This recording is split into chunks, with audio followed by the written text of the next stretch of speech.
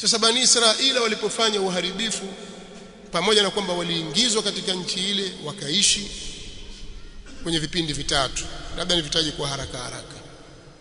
Kipindi cha kwanza ni kipindi Yusha bin Nun, Joshua mwana wa Nuni alipowaingiza wana wa Israeli baada ya kufa Musa alayhi salatu wassalam, wakapewa ushindi, wakaichukua ile ardhi, wakaichukua al-ardhul muqaddasa kutoka katika mikono ya walowezi walikuwa wakiishi pale, kinyume na utaratibu wa Allah subhanahu wa ta'ala.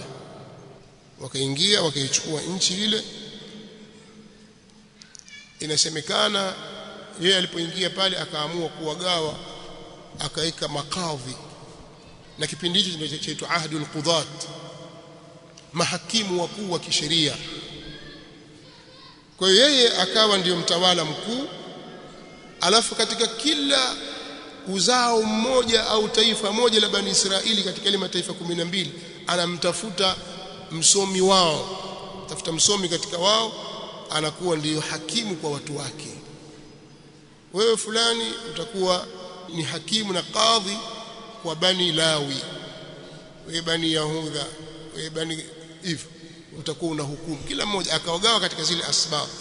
Kwa hiyo akaweka kila taifa moja la Bani Israeli akaweka kadhi pale. Jambo hili liliendelea, wanasema karibu miaka 400 wanaishi katika nchi ya Palestina kwa hali ya amani kabisa.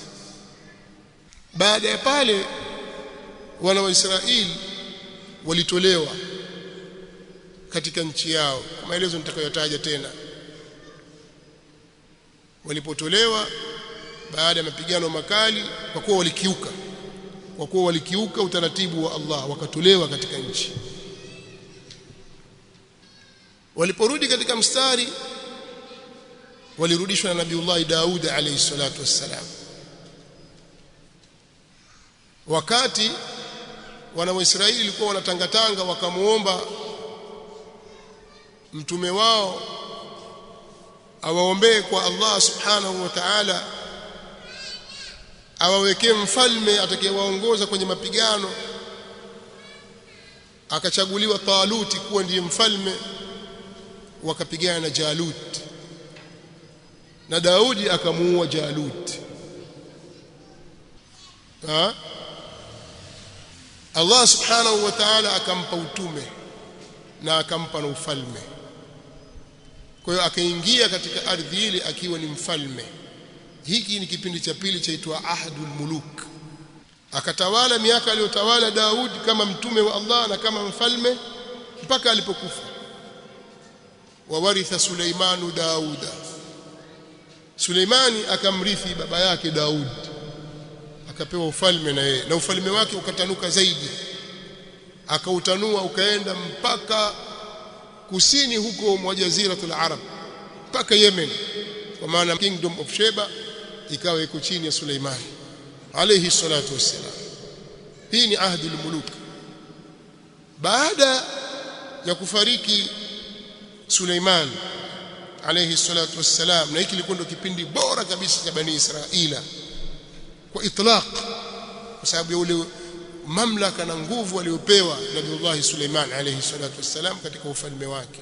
Nabiullah Suleiman alikuwa na uwezo wa kuzungumza na wanyama, anazungumza na ndege, anajua lugha yao, wadudu wakisema anasikia. Habari zake zimetajwa sehemu nyingi kwenye Qur'an. Lakini amepewa uwezo mkubwa, upepo anautumia anavyotaka. Kitaka bwana upepo nisafirishe, nataka kwenda China sasa hivi, basi upepo unamsafirisha mpaka China, na nataka kurudi anarudishwa. Ana majeshi makubwa ya binadamu, ndege na majini, wote ni wanajeshi wake, na wengine ni wapagazi, wengine ni vibarua, na wengine kazi yao kupiga mbizi, yaghusuna fil bahr,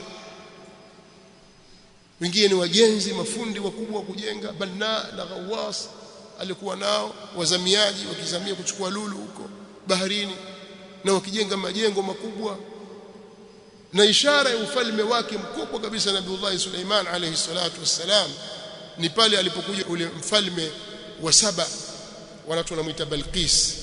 Alipofika katika mamlaka ya Suleiman alayhi salatu wassalam, qila laha dkhuli as-sarh falamma ra'athu hasibathu lujjatan wa kashafat an saqayha qala innahu sarhun mumarrad min qawarir. Akamtoa ushamba pale. Amekuja Bilqis au Malikatu Saba kwenye mamlaka ya Suleiman, akasema ngoja tumuonyeshe. Akaambiwa ingie kwenye kasri hili, jengo zuri limejengwa la kioo.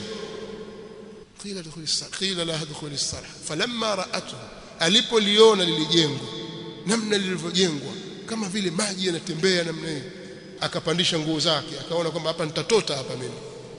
Akaambiwa acha ushamba, innahu sarhun mumarrad min qawarir, yani kuonyesha kile kiwango kikubwa kabisa walichofikia katika ufundi. Majengo ya vioo, chini kunapita maji na hivi. Huwezi kutasawari maelfu ya miaka iliyopita mambo yalikuwepo, kwa sababu alikuwa na banna na ghawas. Mfalme akitaka kuna mahali popote anakwenda, hakuna Air Force One wala nini, upepo unampeleka kisha kwenda kafika, anahukumu anarudi. Majini anayatumia, chapa viboko, twende huku, fanya hivi. Mara wengine wamefungwa, funga jela. Majini anatasarraf katika ufalme. Amepewa ufalme ambao la yambaghi li ahadin min ba'di, hautapatikana kwa yoyote baada yake. Unafahamu? Kwa ilikuwa ni katika azha ahdi bani Israila ala al-itlaq.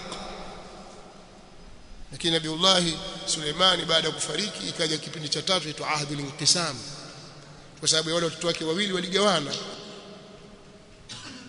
wakagawana mamlaka yao, mmoja akaenda kaskazini na mwingine akabaki upande wa kusini. Wale watu wa kaskazini hawakutoka, walirithi ufalme akiwa waligawana. Rahbaam ibn Suleiman yeye alikuwa ameshikana na watoto na wajukuu au kizazi cha Yahudha na watoto wa Binyamin. Wao wakaasisi dola yao kusini mwa Palestina, ambayo asima yake ilikuwa ni Baitul Maqdis. Mtoto wa nani? Mtoto wa Suleiman aitwa Rahbaam. Yeye akachukua upande huu wa kusini, akawa yuko na Baitul Maqdis, lakini na familia mbili za watoto wale 12, familia ya Yahudha na familia ya Binyamin. Yule mwingine ikaitwa Daulatu Yahudha, Daulatu Yahudha kwa sababu ya sibtu ya Yahudha, ambaye katika kizazi chake ndio ametoka Nabiullah Daud alayhi salatu wassalam. Na Yarbaam yeye akatengeza dola yake upande wa kaskazini mwa Palestina, ikaitwa Daulatu Israila, dola ya Israeli, na mji mkuu ilikuwa ni Nablus. Sawa. Hawa ndio wanaoitwa Mayahudi, wanaoitwa As-Samiriyun wanaoita hivyo, kwa sababu kuna mlima au jabali tu Shamir, kwa wanasibishana kule.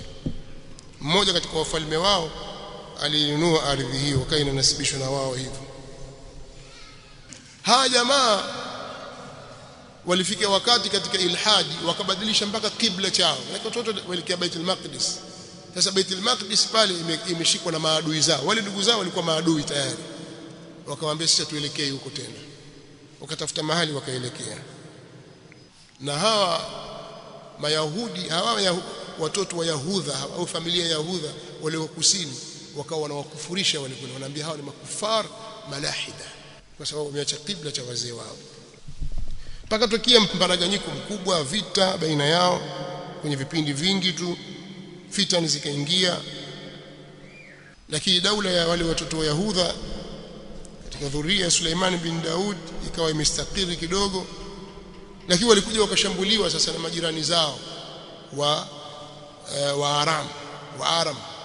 Kuna kabila kubwa la Waaram ambao asili wao walikuwa wakiishi Dimashq, ni Wasemit kama wao, lakini Waaram walikuwa wakiishi Dimashq, walikuwa na nufudhi katika wakati wao.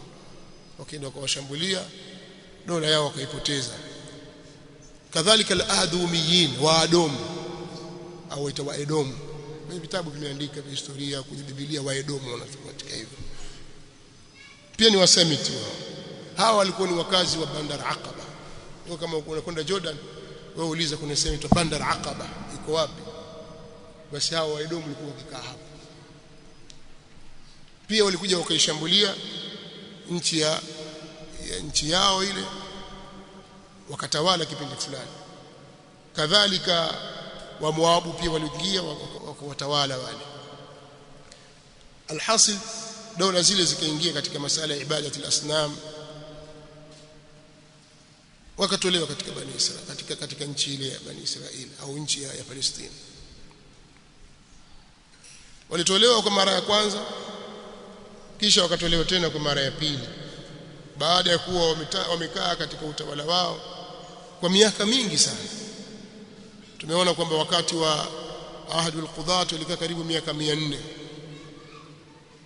na kipindi cha Ahdul Muluk wakati wa Nabiiullah Daud na mwanawe Suleiman alayhi wassalatu wassalam, kipindi kilirefuka kidogo, yani hakikuwa kirefu sana kama kile cha mwanzo, na kipindi hiki cha mwisho kilikuwa takriban miaka 244 mpaka utawala wao ukaanguka katika mikono ya Waashuri. Jambo lao likawa limeharibika kabisa. Allah subhanahu wa ta'ala anatuambia katika Qur'ani kuhusu mabadiliko ya haya ya Bani Israila. Asema waqadayna ila bani Israila fil kitab la tufsidunna fil ardi marratayn wa la ta'alun 'uluwan kabira. Sisi tulishawajulisha wana wa Israili, waqadayna ila bani Israila, sisi tuliwajulisha wana wa Israili katika Taurati, fil kitab, katika Taurati kwamba la tufsidunna fil ardi marratayn, mtafanya uharibifu katika nchi ya Palestina mara mbili, wala ta'alunna 'uluwan kabira, na mtadhulumu kwa dhulma kubwa, mtafanya dhulma katika nchi ile. Na ile nchi imewekwa kwa ajili ya ibada, kuabudiwa Allah peke yake, si kwa ajili ya dhulma wala kwa ajili ya shirki, kwa ajili ya ilhadi, la. Sasa anasema Allah, fa idha jaa wa'du ulahuma ba'athna alaykum ibadan lana uli ba'sin shadidin fajasu khilal ad-diyar wa kana wa'dan maf'ula. Utakapofika wakati wa ahadi ya malipo ya uharibifu ule wa kwanza, tutawaleta kwenu waja wetu wenye nguvu au wenye mapigano makali, watawatafuta nyinyi katikati ya nyumba zenu wawaue, yani. Na hiyo ndio ahadi yenye kutimizwa, yenye kufanywa. Kwa hiyo jamaa wakaja wakashambuliwa kikweli kweli, pakavunjwa kila kitu, wakatolewa katika nchi yao, wakapelekwa utumwani huko Babylon, Iraq. Nini? Kwa sababu hawastahiki tena kukaa pale, wamevunja mikataba pale, mpaka Uislamu safi unaoifuata dini ya mitume, sio hawa ya nafsi yako. Kwa waliposhindwa kuusimamia Uislamu, walitolewa wana wa Israeli, wakaenda wakauzwa utumwani huko Babylon. Mnaelewa? Waashuri hao ilikuwa ni miaka 723 kabla ya kuzaliwa Isa alayhi salatu wassalam. Unaelewa? Wayahudha wale walitema Yahudi waliendelea kwa muda wa miaka 300 na kitu hivi, mpaka alipokuja mfalme wa Babel al-Kaldani. Wakaldani wale ni Wasemiti pia, walikuwa wakiishi kusini mwa Iraq, akiitwa mmoja akiitwa Bukhtu-Nassar. Sawa? Yule Bukhtu-Nassar akawarudisha pale baada ya kuwafukuza faraina.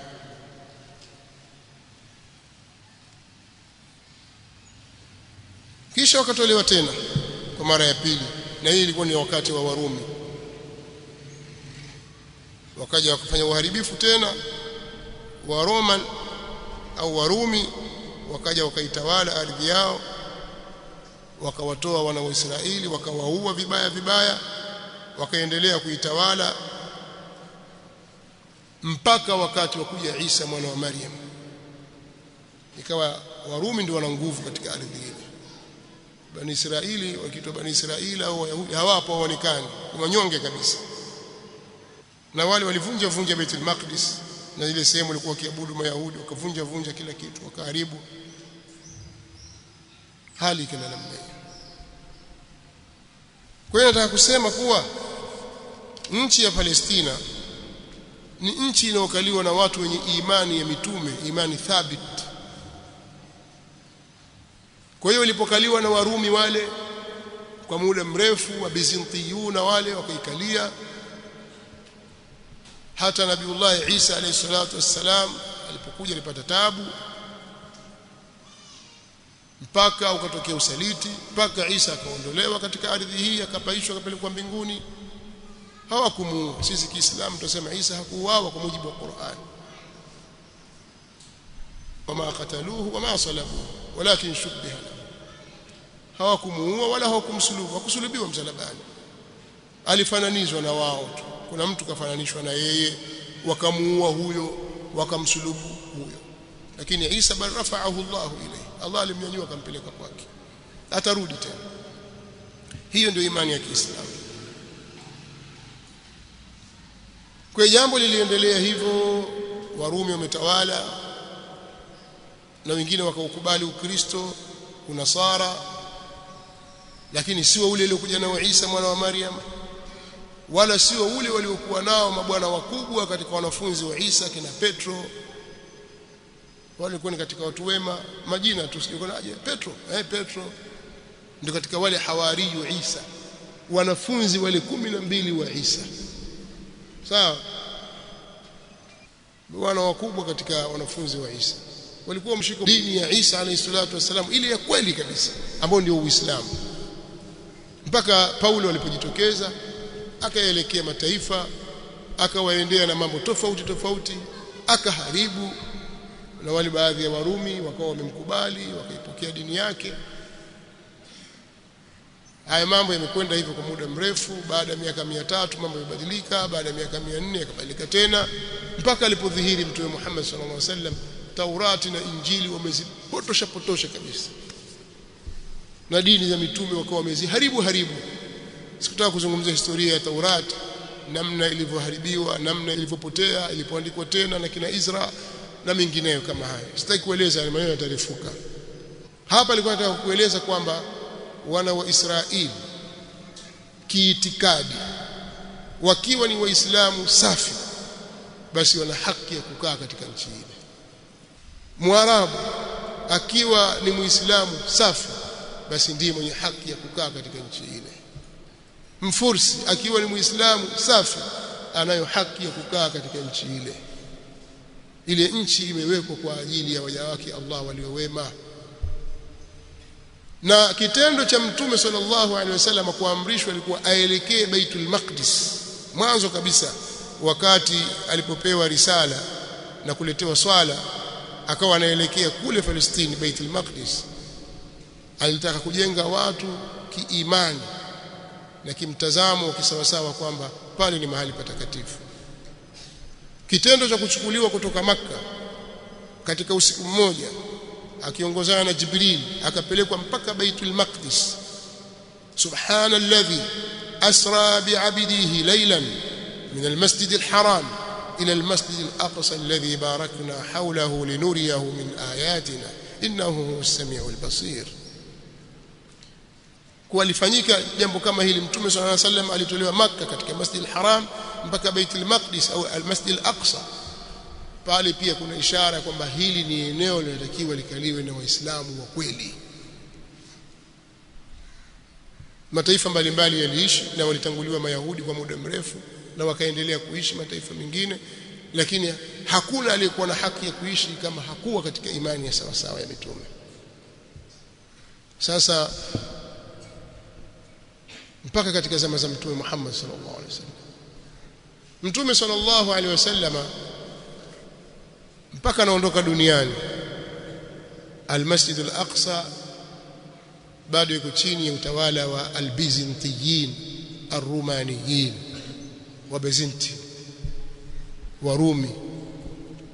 Walipokuwa kwa kuwa hawana haki ya kukaa pale na wakawa wanafanya matukio mengine yasiyokuwa mazuri, kwa sababu pia walikuwa wakishirikiana na Waarabu wa Ghasasina, walikuwa pana Waarabu pia pale na Manadhira, Waarabu wengine walikuwa wakikaa pale wakishirikiana na Warumi katika kuwanyanyasa Waislamu na misafara yao. Mtume sallallahu alaihi wa alihi wasallama alipeleka indhari kule. Hatua ya kwanza aliandika barua kule ya kumlingania Herakli aingie kwenye Uislamu, aslim taslam. Sawa, hadithi katika hadithi ya 7 kwenye Sahih Bukhari iko pale kwenye kitabu Badil Wahi. Habari ndefu imeelezwa kuhusu barua ile. Lakini Mtume sallallahu alaihi wasallam katika wakati wake pia alipeleka kikosi kikiongozwa na Zaid bin Haritha. Sawa, pia alipeleka kikosi kingine kikiongozwa na Jaafar ibn Abi Talib na wengineo katika masahaba watatu wakiwemo pia Abdullah ibn Rawaha. Na nani walikuwa pia? Jaafar na nani kamanda wa pili? Abdullah ibn Rawaha na nani? Walikuwa watatu, kisha ndo kachukua Khalid ibn Walid.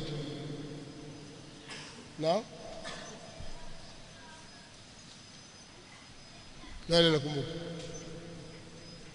Alhasil, Mtume sallallahu alaihi wasallam alipeleka jeshi la kuwatahadharisha. Walipelekwa kule, Mtume alipeleka sallallahu alaihi wasallam jeshi la watu 1000 kadhaa tu hivi. Jamaa wale walitoka 200,000 kuja kupambana na Waislamu, jeshi kubwa kabisa. Unaelewa? Hii kutaka kuwakomesha na kuwatisha wasirudi tena. Lakini Mtume sallallahu alaihi wasallam hakukata tamaa, akaandaa jeshi lingine liliongozwa na yeye mwenyewe. Hakutaka kumtuma mtu kwenye kipindi kigumu. Ndio vile vita vikiitwa vita vya Tabuk. Masahaba wakachangia pesa nyingi sana, mali nyingi sana. Uthman ibn Affan radhiyallahu ta'ala alichangia ngamia 100 biahlasiha wa aktabiha, ngamia 100, kwamba mimi natoa ngamia 100 na kila kitu chake kiko juu. Mtume sallallahu alayhi wasallam akashajisha, akasema basi natoa 200. Akashajisha tena Mtume akasema basi natoa 300. Akatoa ngamia 300. Yani leo nasema mimi nitatoa magari yangu hapa 300, afu yapange hapa magari 300, wewe itafika wapi? Kwa ngamia 300 biahlasiha wa aktabiha, na pesa taslim dinar. Wakina Abdurrahman bin Auf wakatoa, kina Umar bin Khattab radhiyallahu ta'ala anhu akina akatoa nusu ya mali yake, nusu ya mali yake kagawa nusu kwa nusu, akapeleka kwa Mtume sallallahu alaihi wasallam. Asema leo nataka nimshinde Abu Bakar. Mara Abu Bakar kaja na mali yake yote. Akaulizwa bakisha nini? Anasema nimbakisha Allah na mtume wake sallallahu alaihi wasallam. Abu Umar amwambia sishindani na wewe tena, mimi sikuwezi.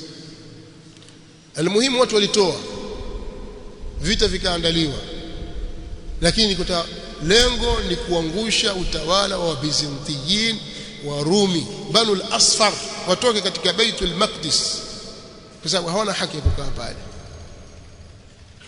Lakini mapigano hayakuwa, lakini ikawa ni katika mambo ya mwanzo yale kuandaa jambo lile.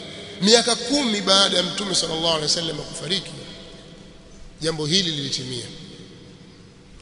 Al-Masjid al-Aqsa ikasalimishwa kutoka kwenye mikono ya Waroman,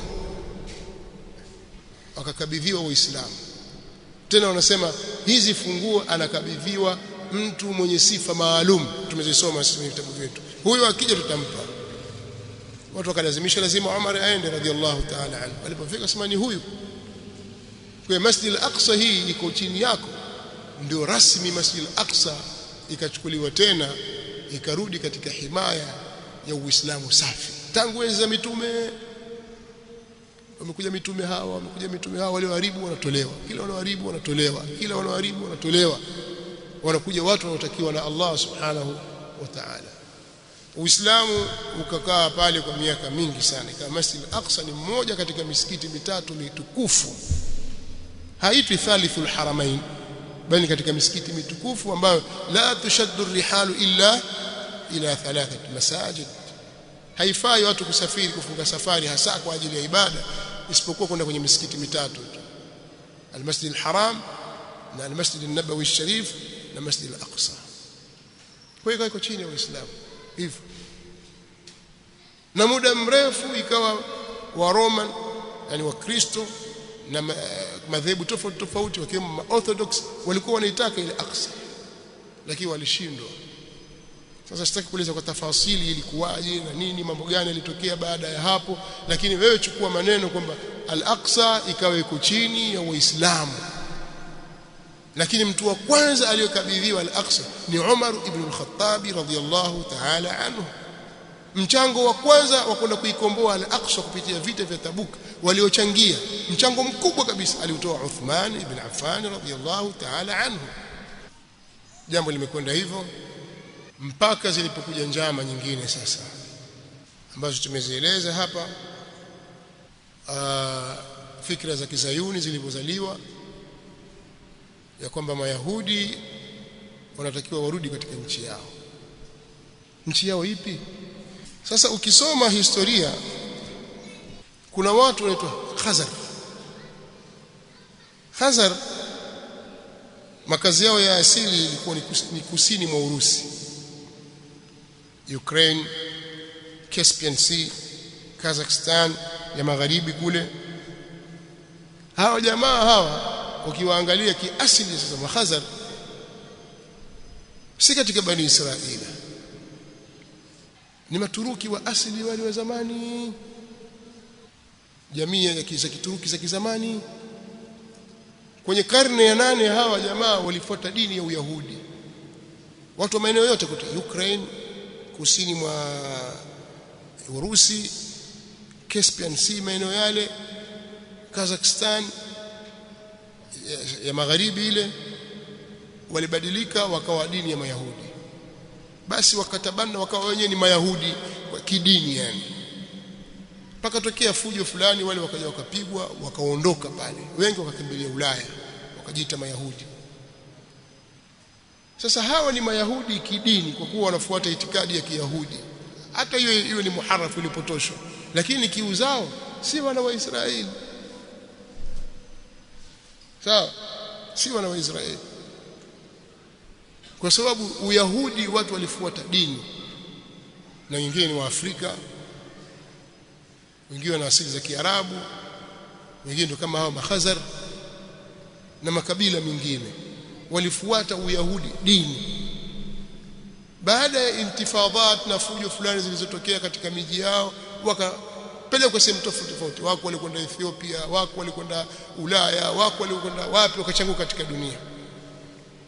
Sasa ilipokuja kampeni ya uzayuni ya kuwarudisha wana wa Israeli katika nchi yao, wakachukuliwa watu kutoka Ethiopia, wakachukuliwa watu kutoka huko Ulaya, na wengine wakiitwa Ashkenazim, Mayahudi wale wa Ulaya wale.